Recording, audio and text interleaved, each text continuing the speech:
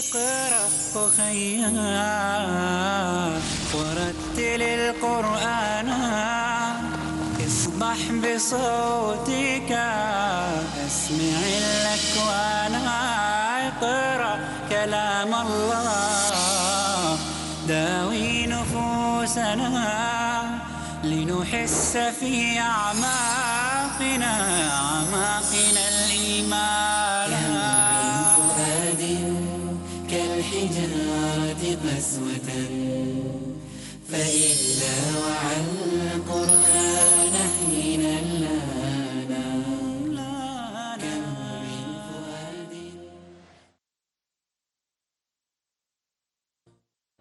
There are some people who tell me, Brother Zakir, suppose if you're driving a car, and if you have a temporary license is a kacha license in India, temporary license.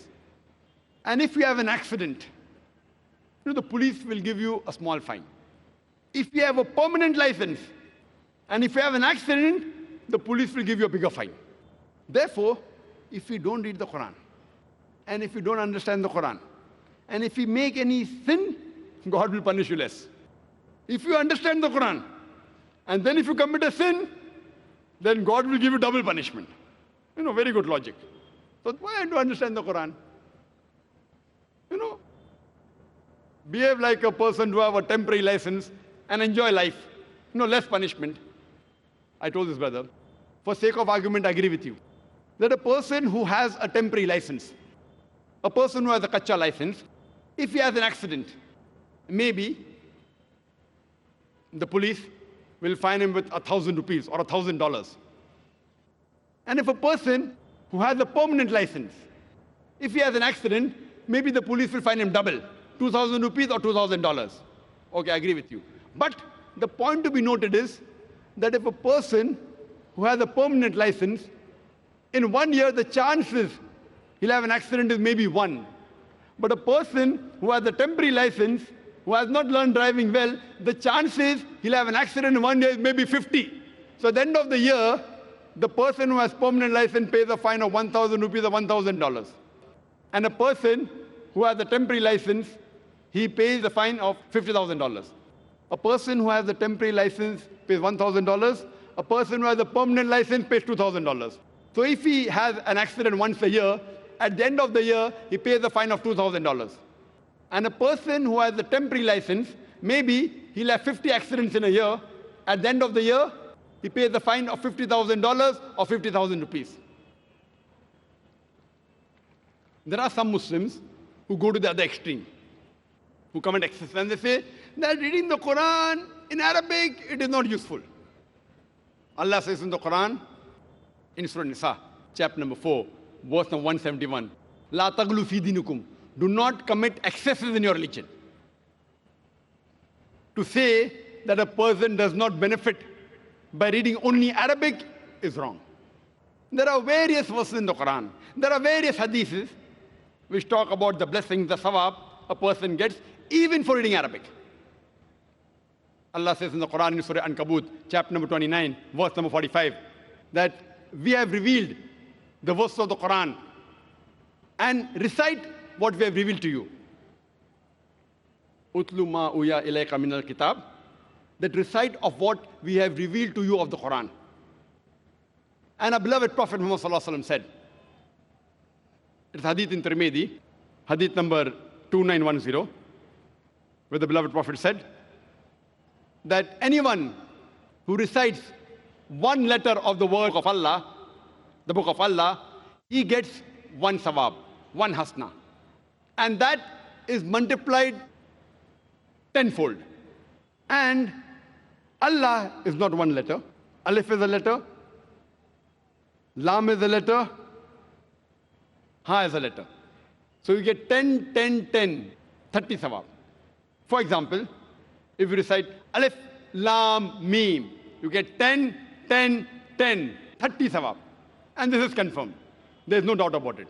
But the amount of mistakes we make throughout the day, throughout the life, the amount of sins we commit, are these 10, 10, 10 sawab sufficient to transport you to Jannah?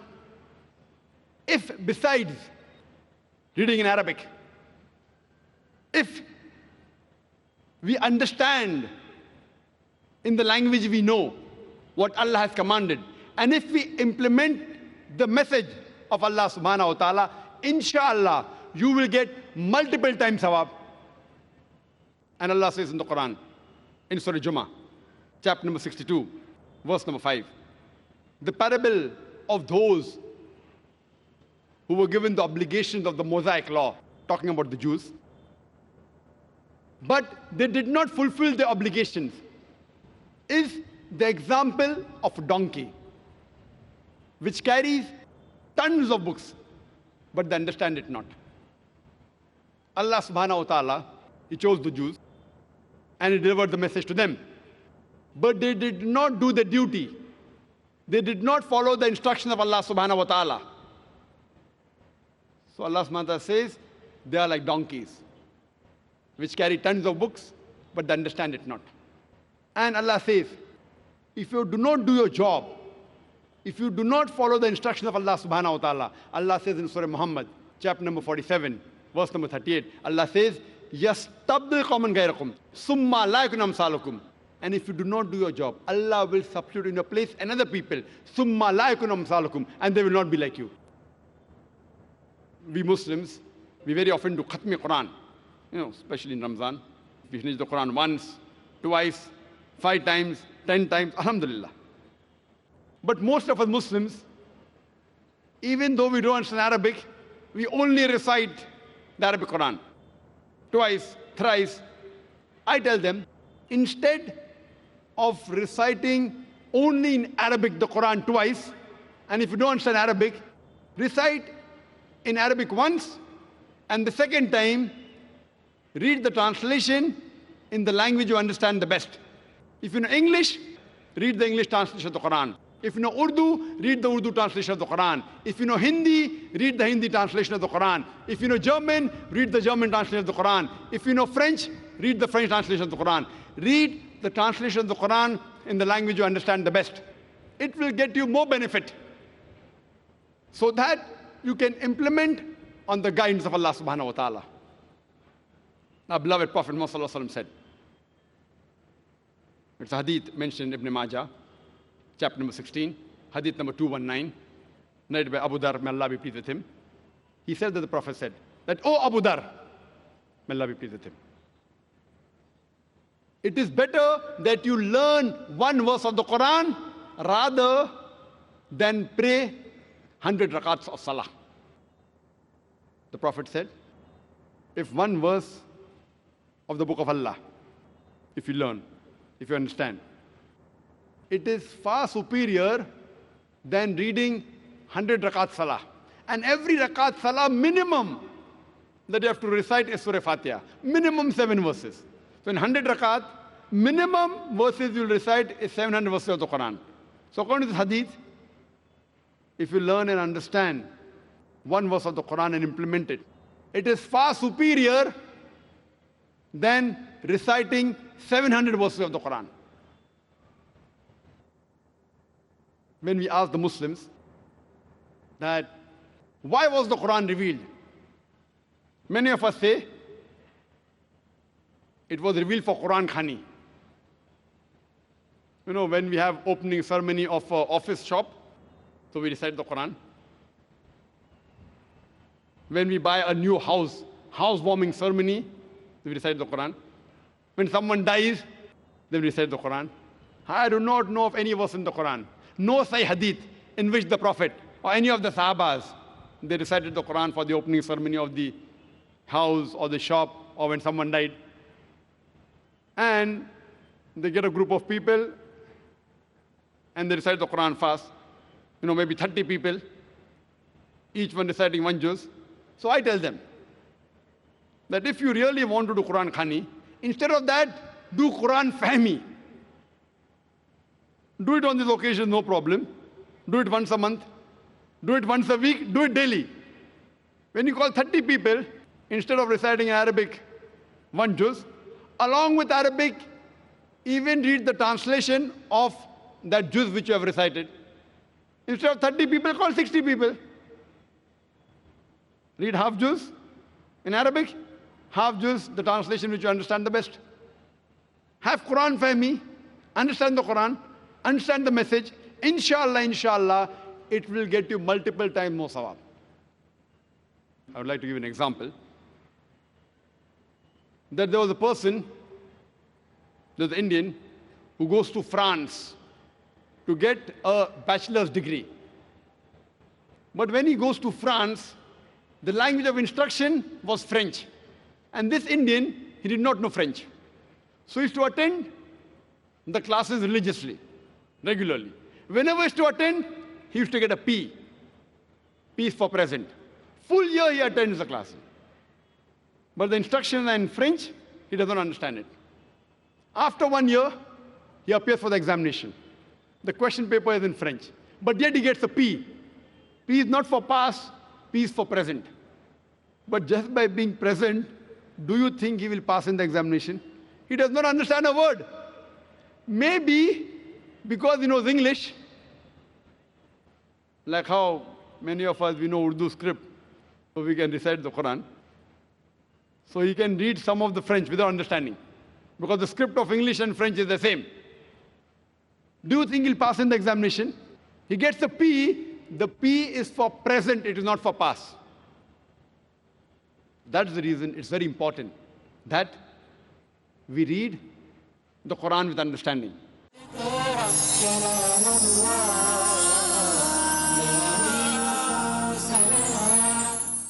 This is your brother Salim Al-Amiri. You're watching Peace TV, the solution for humanity.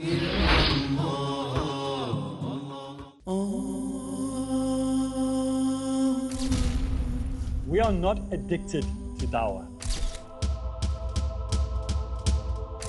Addiction implies a short-term fix. One doesn't need to get into the zone to talk about Islam. You do dawah because it is a natural result of your commitment to Allah. If you don't talk, people are going to walk.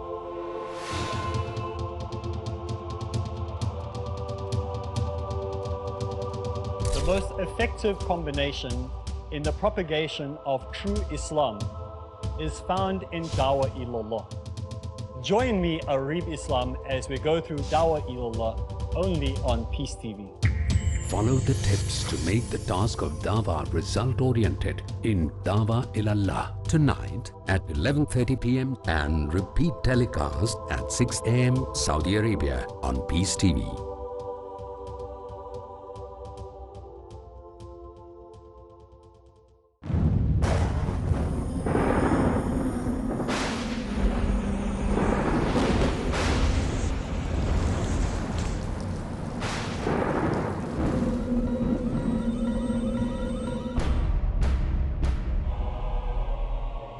At the time of Nuh, peace be upon him, the floods swept the entire earth,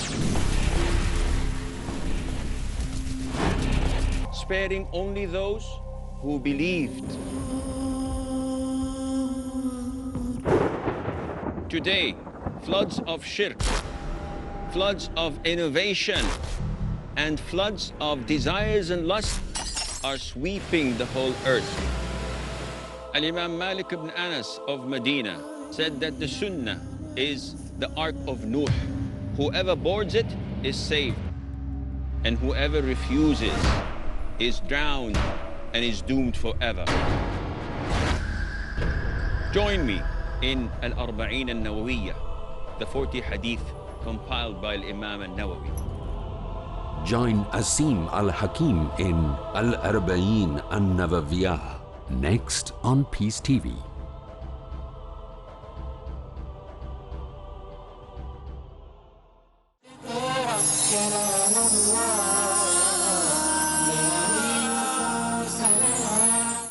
Muslims, we give respect to the Quran, alhamdulillah. But many of us, they go beyond the limit. They give so much respect that they forget for what purpose the Quran was revealed. You know, we keep the Quran on the topmost shelf. Alhamdulillah. They keep it so much on top that it's difficult to reach. And the Quran catches dust. The Quran is a book of guidance. It's a guidebook. Suppose if you are studying, the guidebook is normally at a shelf which is reachable. It's kept at a shelf which you can reach the easiest. You won't keep it on top where it's difficult to take a stool to get it down. So Quran is a book which should be referred every day. It should be handy. And many of us Muslims, we tie the Quran in a pure silk cloth. And then we tie a knot on it. Suppose if you want to read the Quran, you start thinking, okay, 5 minutes to open the Quran. 5 minutes again to tie the Quran, 10 minutes. The thought of you opening the Quran and again tying it will be a deterrent. And if you have 10 minutes, 10 minutes abhi kholne mein aur bandhne mein jayenge. If you have 10 minutes time, to open the Quran, close 10 minutes, so better not read the Quran. See, we have to respect the Quran, but the main respect is in the heart. I'm not against keeping the Quran on top, don't get me wrong. But see to it that it is accessible. It's easily available for guidance. Many of us Muslims, before touching the Quran, we scrutinize 1,000 things as though it's an RDX bomb. Quran, wearing shoes, can I touch the Quran? Can I read the Quran while standing? Can I read it in the office? All these things, they prevent you from reading the Quran. We scrutinize the Quran as though it's an RDX bomb going to explode. The Quran is a book of guidance. That's the reason many of us Indians object to, the Arabs, mashallah, the way they treat the Quran, they give respect. But as though it's a guide, it's available. We Muslims keep it on topmost shelf. In India, it's catching dust. And rarely will we find people, when they have 5 minutes, 10 minutes, they refer to the Quran. Because it is, we have to have that frame of mind, and then we have to see 10 things. We can't be in shoes, we can't stand, and we have to have a hat over your head, etc., etc. See, many things are good, but don't make life so difficult that the main purpose of the Quran is for guidance is defeated. And very often, if you go to the Gulf countries, many of the Arabs, when they come for Salah a few minutes before, you find them taking the Quran and reading. In India, rarely will you find that.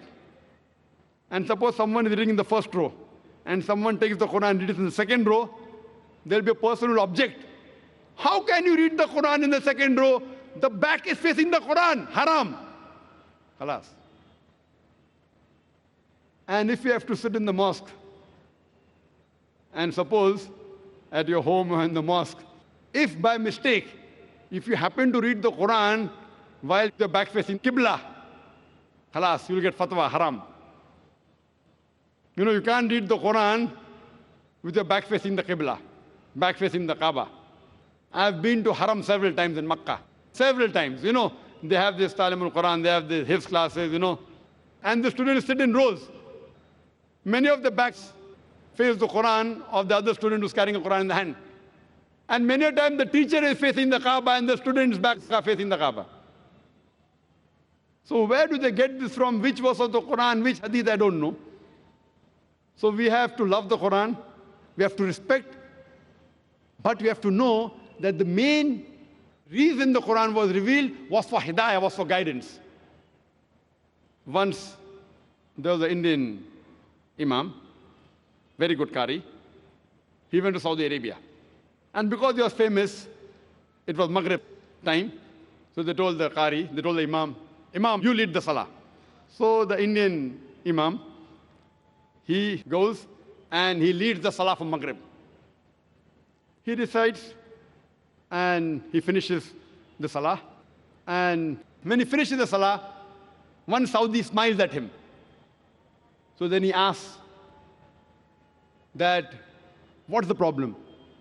Was there any problem in my qiraat? So the Saudi told him, no, your qiraat was wonderful. I was only wondering that when you recited Surah Yusuf, you put Yusuf alayhi salam in the well, but before you complete the salah, why didn't you get him out of the well? This anecdote would be understood only by those people who read the Quran with understanding. Those who don't read the Quran with understanding will not be able to understand this anecdote. The Saudi was telling him, if you read Surah Yusuf, it speaks about the story of Islam, that how he was betrayed by his brothers, and his brothers put him in the well, and later a caravan comes, and Yusuf al-Salam is got out of the well. So the Saudi tells him that you recited very well, but in your salah you put Yusuf al-Salam in the well, but at least before ending the salah you should have brought him out of the well. That means we start the surah from anywhere and we end it anywhere without realizing have we completed the meaning or not. We Muslims, we have several excuses for not reading the Quran with understanding. And we always give excuses for not reading. We have the time to read books, volumes, memorize them, but the glorious Quran, which is the last and final revelation of Allah subhanahu wa ta'ala, unfortunately, we don't take out time to read the message of our Creator Allah subhanahu wa ta'ala. Allah says in the Quran, in Surah Muhammad, chapter number 47, verse number 24, Allah says, أَفَلَا يَتَدَبَّرُونَ الْقُرْآنَ. Do they not ponder over the Quran? Or are their hearts locked up? Allah is saying that don't you ponder over the verses of the Quran, or are your hearts locked up? Allah says in Surah Baqarah, chapter number 2, verse number 159, that Allah subhanahu wa ta'ala, when He makes the signs clear, after it has been revealed to you, and made the guidance clear, and if you conceal them, Allah's curse is on you. Allah says, those who conceal the signs after it's made clear to you, and the guidance after it is given to you, Allah's curse is on such people. Allah says in Surah Furqan, chapter number 25, verse number 30, Muhammad sallallahu alaihi wasallam, he says that these are my people who took the Quran for foolish nonsense. Imagine the beloved Prophet Muhammad sallallahu alaihi wasallam saying that these are my people who took the Quran for foolish nonsense. But naturally, the context of the verse is talking about munafiq. But unfortunately today, we have Muslims who yet take the Quran for foolish nonsense. Na'uzubillah. The Quran was revealed as a guidance for the whole of humanity. And when we read the Quran, there are two types of reading. One is called as Tazakkur Quran, and the other is Tadabbur Quran. Tazakkur Quran is reading the Quran and understanding the meaning superficially, which can be very well done by reading the translation of the Quran as well as the Arabic. The other is Tadabbur Quran, is pondering over the meaning of the Quran, thinking over the meaning of the Quran. This, if you read the translation, it can be done to a certain level, but if you know Arabic as a language, it is the best.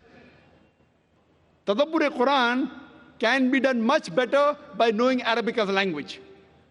A person can say that he has done Tazakkur Quran, he has read the Quran, but no one can say that he has finished doing Tadabbur Quran. He has finished pondering over all the verses of the Quran, because the Quran is beautiful.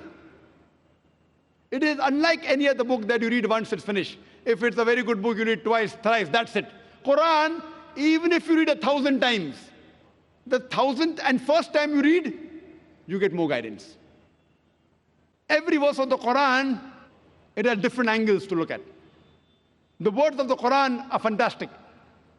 That's the reason no human being can say that I have finished pondering over the verses of the Quran. You can do Tazakkur Quran, but Tadabbur Quran, the more you read, the more you ponder, the more you understand, inshallah, the more will you implement. Every Muslim home should have a copy of the Quran. And if they don't understand Arabic, they should have the translation of the Quran in the language they understand the best. This Quran is the best gift you can give to any human being, irrespective whether He's a Muslim or non-Muslim. Irrespective of the person you're giving the gift to is rich or poor. Whether it's a nikah or whether it's a housewarming ceremony, the best gift you can give, the most invaluable gift, is the copy of the glorious Qur'an. And if the person doesn't understand Arabic, give the translation of the glorious Qur'an in the language you understand the best.